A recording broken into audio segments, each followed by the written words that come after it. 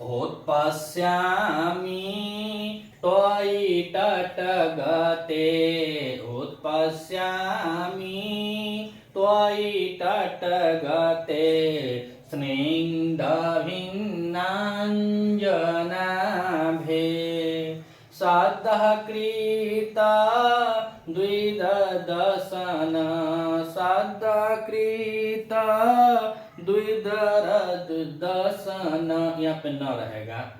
तो सद्यः कृता द्विदर्शन छेद गौरसस्य तस्य शोभाद्रे स्तमितनयन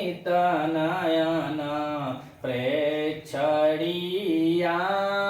भवित्रीम् असन्न्यास्ते सति हलभृतो असन्न्यास्ते सति हलभृतो मे च केवासशिव।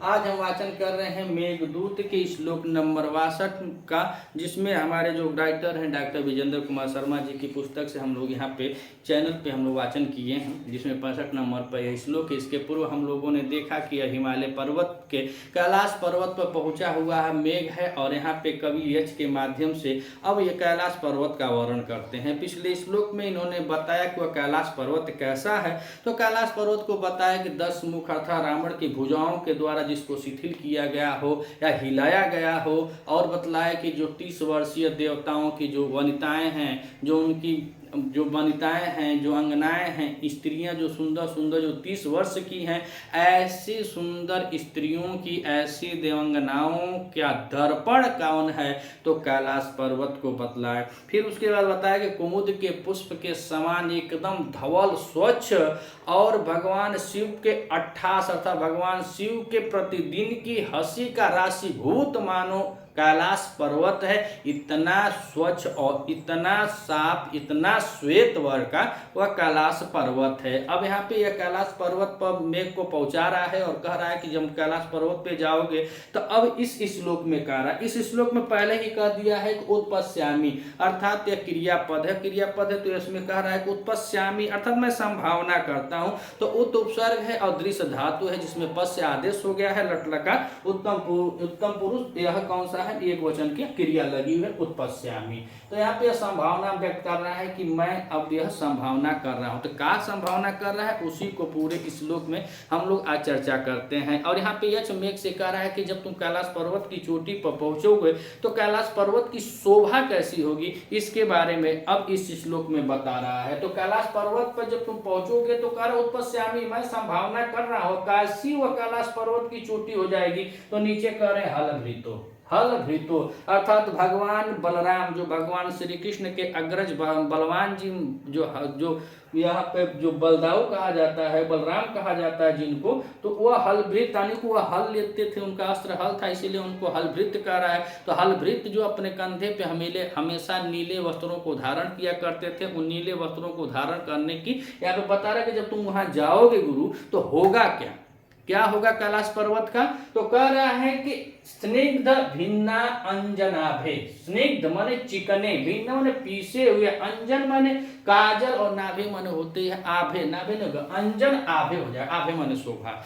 तो कह रहे हैं कि स्निग्ध मतलब बहुत चिकने पीसे हुए काजल की कांति के समान, कांति के समान कौन है, तो मेघ कहाँ है, तो जो उसका सांवला कलर है आप लोग देखेंगे जो हल्का जैसे डार्क ना हो, लाइट अगर देख रहे हैं लाइट कलर में हल्का हल्का अगर कोई काला चीज हो और वहाँ पे लाइट बारा जाए तो उसमें से कुछ आभा जो कह रहा कि आभा जो चमक होती है ना, तो काले रंग में भी एक चमक होती है। और जो काजल पिरोया जाता है उस काजल में जिसको हम लोग अपनी भाषा में कजरौटा कहते हैं, अगर कजरौटा में अगर काजल पिरो दिया जाए तो हर माताएं बहनें अपने बच्चों को लगाने से पहले उस काजल को ऐसे ऐसे मीसती हैं, जिससे उसका होता है ना कि स्निग्ध भी हो जाता है और उसमें चमक भी आ जाती है। तो वही कह रहा है कि मेघ चूंकि तो है काला, तो काला मेघ है तो उसको बता रहा है कि कैसे तुम्हारी शोभा को मैं भाप रहा हूँ। तो कह रहे हैं कि स्निग्ध हाँ, सिंध भिन्नान अंजन आभे अर्थात चिकने पीसे हुए काजल जो है, या अंजन माने सुरमा भी कहा जाता है, जो काजल है या सुरमा के समान क्या हो जाएगी,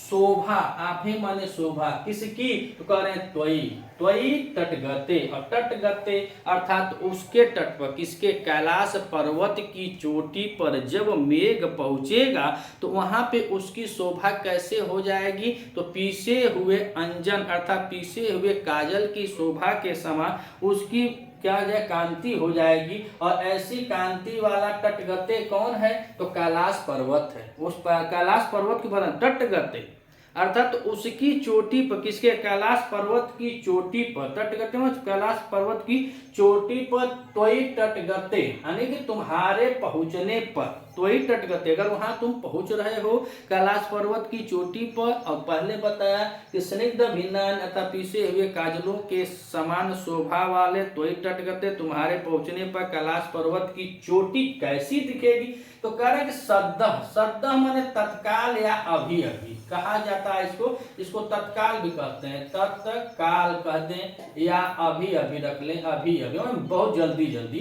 तो कह रहे हैं कि सद्दह तत्काल या अभी अभी, कृत द्विद दशनः छेद गौरस्य अर्थात कृत माने काटे गए, द्विद माने दशन करें, द्विद दशन अर्थात द्विज माने हाथी के दांत के छेद के समान गौरस्य, गौरस्य कौन है, तो वह कैलाश पर्वत है। कौन है, तो कैलाश पर्वत। इस कैलाश पर्वत की शोभा को बता रहा है कि तसद्दह माने तत्काल या अभी अभी, कृत माने काटे गए, द्विद माने हाथी, दशन माने दांत, और छेद गौर जैसे हाथी के दांत को बताया जाता है, या तो नया दांत निकलता हो जिस प्रकार से वह गौर होता है, या कोई पुराना हाथी के दांत को अगर काट दिया जाए और काटने के बाद उसमें से जितना उज्ज्वल है, जो श्वेत होता है, उसी के समान बता रहा है कि सद्दह तत्काल हाथी के दांत काटने से छेदह गौरस, जो काट जाए हाथी का दांत वो टुकड़े के समान का है, गौरस्य है, का है गौरस्य मतलब श्वेत है, उस हाथी के दांत के समान क्या है, श्वेत। कौन है,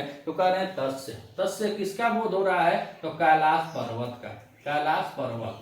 दो लाइन में हम फिर से एक बार देख लें तो कहा है कि स्निग्ध भिन्ना अंजन नाभे अर्थात पीसे हुए काजल की कांति के समान, त्वयि तटगते तुम्हारा कैलाश पर्वत की चोटी पर पहुंचने पर, सद्दह माने तत्काल या अभी अभी, कृत द्विदशन अर्थात काटे हुए हाथी के दांत के समान, गौरस्य तस्य, गौरस्य मतलब इतना श्वेत वर्ण का वह कैलाश पर्वत, वह कैलाश पर्वत है। कौन है, तो जो हिमालय पर्वत पे भगवान शिव का अस्थाई निवास कैलाश पर्वत है, उस कैलाश पर्वत को कह रहे हैं को टुकड़े के समान वह कैलाश पर्वत है। और उस कैलाश पर्वत पर आगे क्या कर रहे हैं, तो कह रहे हैं कि तस्यः आद्रे अर्थात तो वह कैलाश पर्वत, आद्रे माने पर्वत, तस्यः आद्रे अर्थात वह कैलाश पर्वत कह रहे हैं कि मेचके, और मेचके मतलब होता है नीला, क्या है, होता है नीला। और वासशिव मतलब होता है वस्त्र, वासशिव मतलब होता है वस्त्र।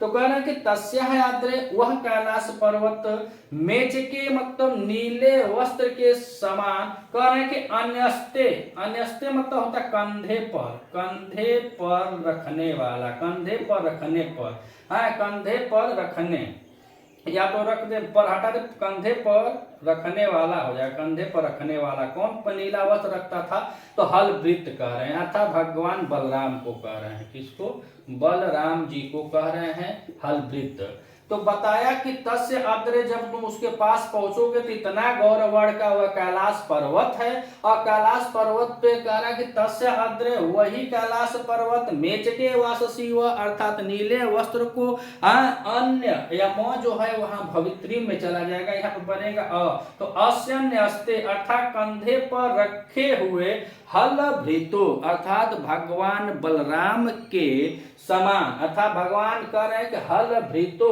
यू, यहाँ पर लिखा है ना यू, हलभृतो यू अर्थात भगवान बलराम के समान कह रहे हैं कि स्मित नयन प्रेक्षणीयाम भवत्री शोभा, अर्थात स्मित नयन कहा जाता है जिसमें पलक न झपके, न पलक को झपकाया जाए और एकातक टका जाता है, पलक जिसमें झपकाया नहीं जाता है। उसी तरह कह रहा है कि एक टकटकी के साथ स्मित नयन अर्थात अपने पलकों को बिना झपकाए हुए प्रेक्षणीयाम दर्शनीय भवित्रीय शोभा, वहां पे जब जाओगे तो भवित्रीय शोभा हम कह रहे हैं कि जब वहां पे जाओगे तो तुम कैसे दिखोगे, वह कैलाश पर्वत कैसा दिखेगा। तो आंखों को न मलकाते हुए, यानी उनके जो पलके हैं वह नीचे ऊपर न हो और पलक वाली एकदम बड़े ध्यान से आंखों से देखते हुए जो देखी जाने वाली जो शोभा है, करें प्रेक्षणीयम जो देखने वाली भवित्रीय शोभा है, उस शोभा में करें उत्पस्यामी,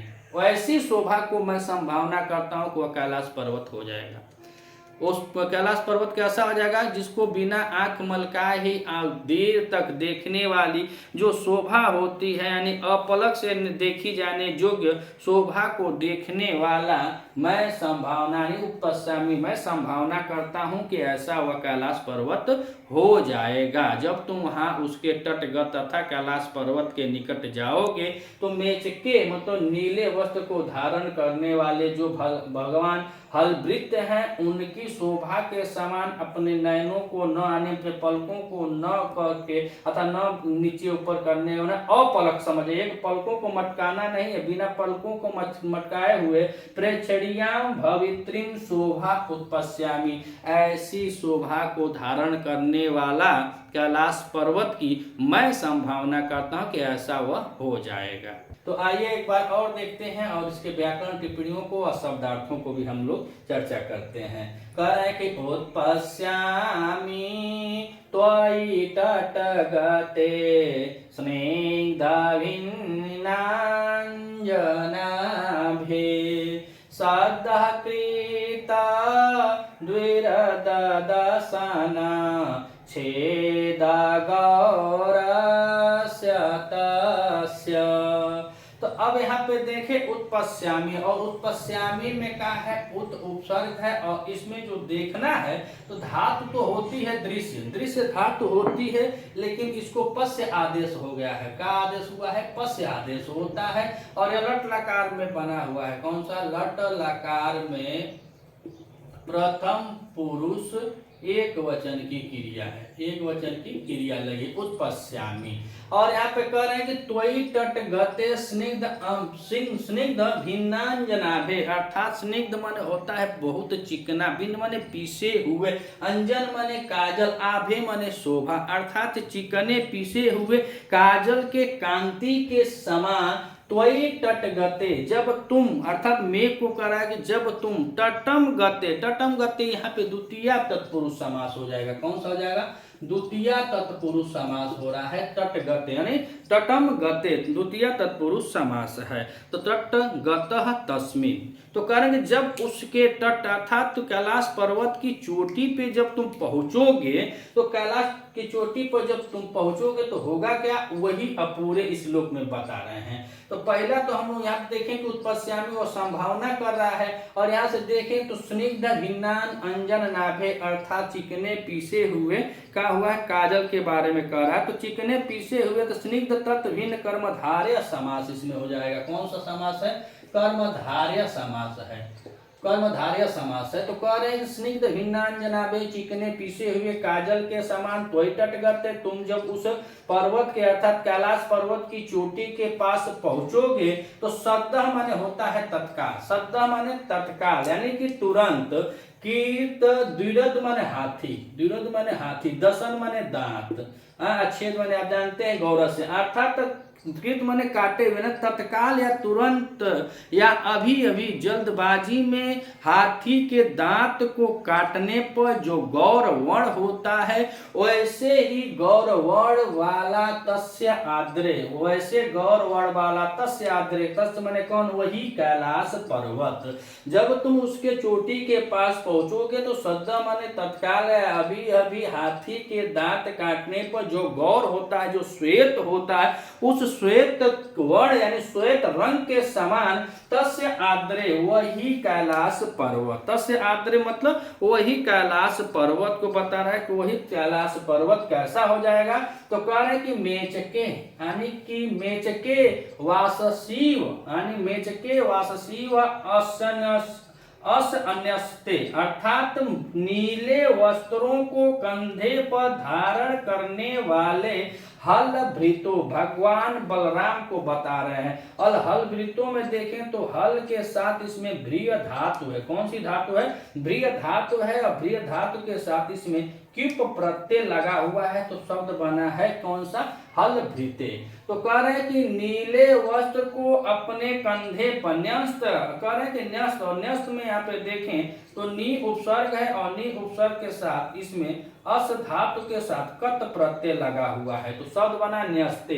तो मेचके माने नीले, वासयो माने वस्त्र को, न्यस्ते माने अपने कंधे पर रखे हुए, हल भृतो भगवान बलराम यु माने के समान। और यु है तो पूरे में जानिए कि उपमा अलंकार हो जाएगा। कौन सा अलंकार होगा? उपमा अलंकार होगा।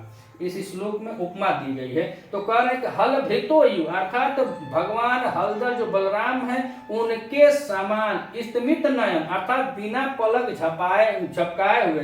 प्रेक्षणीय में देखें तो प्र उपसर्ग है और इसमें इच्छ धातु है। कौन सी धातु है? इच्छ धातु के साथ अन्य प्रत्यय किया गया है, तो शब्द बना है प्रेक्षणीय। तो कह रहे हैं स्मित नयन, स्मित यानी बिना पलकों को झपकाए हुए देखने योग्य, प्रेक्षणीय मन दर्शनीय। भावित्री में कह रहे थे, भावित्री में देखा जाए तो भू धातु है। कौन सी धातु है? भू धातु है और इसके साथ त्रिच प्रत्यय किया गया है। भू धातु के साथ त्रिच प्रत्यय है और त्रिच के साथ इसमें दीप प्रत्यय है और दीप के साथ यह द्वितीया एक वचन की क्रिया है। द्वितीया एक वचन की क्रिया लगे भवित्री, जो यह मोह है वहां जाके लग जाएगा भवित्री।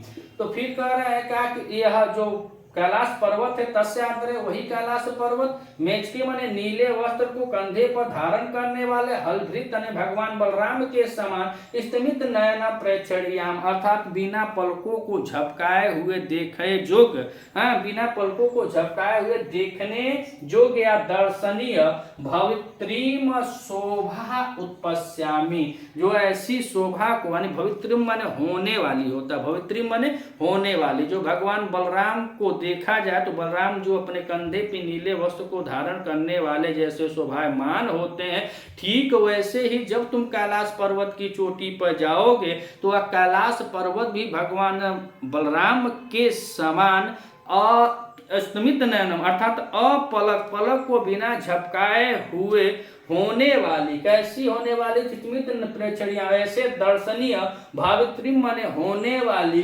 शोभा को उत्पश्यामि, ऐसी होने वाली शोभा को मैं संभावना कर रहा हूं कि वहां कैलाश पर्वत की शोभा कैसी दिखाई देगी। पूरे श्लोक में उपमा अलंकार है और फिर यह कैलाश पर्वत के ही बारे में बता रहा है।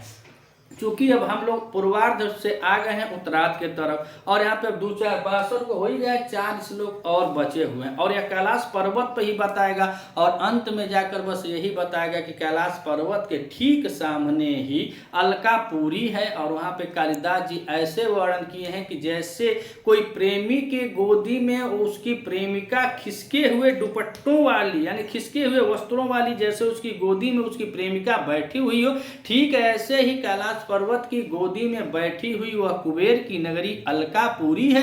हे मित्र, क्या तुम नहीं पहचानोगे? अर्थात अवश्य पहचानोगे। तो यह अंतिम में कहता है, उसी के साथ पूर्व मेघ का सब श्लोक खत्म भी हो जाता है और फिर से वहां से उत्तर मेघ शुरू हो जाता है। तो यहाँ पे कैलाश पर्वत के बारे में बतला रहा है। कैलाश पर्वत कैसा है तो हम लोग ऐसे थोड़ा जान लें कि बस कैलाश पर्वत के पास जब तुम जाओगे तो तुम्हारा रंग कैसा है, तो सांवला रंग है और उसमें भी आपकी शोभा बढ़ जाएगी। भैया कहें कि अब तुम चिकने पीछे हुए काजल वाले हो, श्वेत के पास जा रहे हो तो तुम सावले हो मगर और तुम्हारे अंदर शाइनिंग आ जाएगी, शोभा आ जाएगी।